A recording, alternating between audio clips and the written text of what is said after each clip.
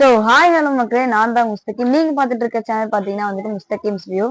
So பார்த்தீங்கன்னா வந்துட்டு நம்ம இதோட செகண்ட் வீடியோ போடுறோம். ஒருத்தர் வந்து கமெண்ட் பண்ணியிருக்காரு, ஹாய் ப்ரோ, நான் தான் ஃபர்ஸ்ட் கமெண்ட்.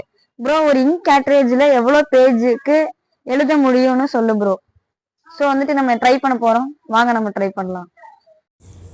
ஸோ காய்ஸ், நம்ம ஸ்டார்ட் பண்ணிடலாம்.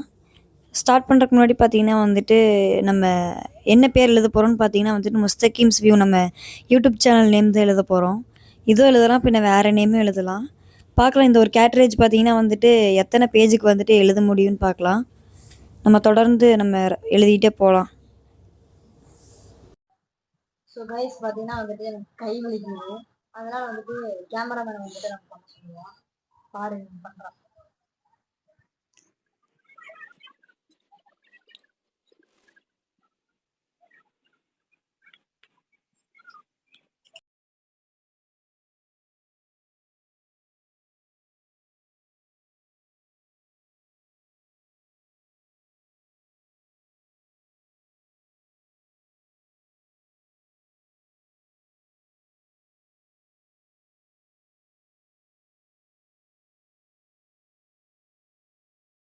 நான் பார்த்தீங்கன்னா வந்துட்டு எழுதும்போது ஃபுல்லாக நம்ம கேட்ரேஜ் வந்துட்டு லைட்டாக திக்க ஆரம்பிச்சிருச்சு.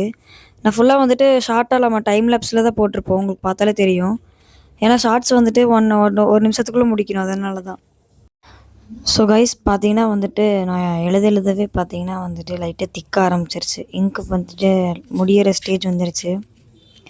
நான் ஆமாம், லைட்டாக எழுதவே திக்கிற ஸ்டேஜில் வந்துருச்சு. நான் கேட்ரேஜ் பார்த்தீங்கன்னா வந்துட்டு நான் பென் வந்துட்டு கேப் கழட்டி பார்த்தப்ப தான் தெரியுது வந்துட்டு கேட்ரேஜ் வந்துட்டு முடிஞ்சு ஃபுல்லாமே முடிஞ்சு. நான் ஃபுல்லாக நான் எழுதி முடிகிற வரைக்கும் நான் அச்சா எழுதினேன்.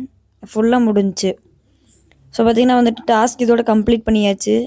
எத்தனை பேஜ் எழுதியிருக்கோன்னு பார்த்தீங்கன்னா வந்துட்டு 23 பேஜ் எழுதியிருக்கோம். நம்ம 23 பேஜ் எழுதியிருக்கோம். நம்ம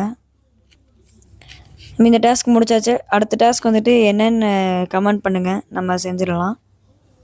ஸோ பாய் கைஸ், இத்துடன் இந்த வீடியோ முடிவடைகிறது.